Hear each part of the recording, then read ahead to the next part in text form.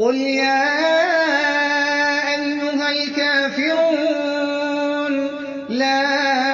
أَعْبُدُ مَا تَعْبُدُونَ وَلَا أَنتُمْ عَابِدُونَ مَا أَعْبُدُ وَلَا أَنَا عَابِدٌ مَّا عَبَدتُّمْ وَلَا أَنتُمْ عَابِدُونَ مَا أَعْبُدُ لَكُمْ دِينُكُمْ وَلِيَ دِينِ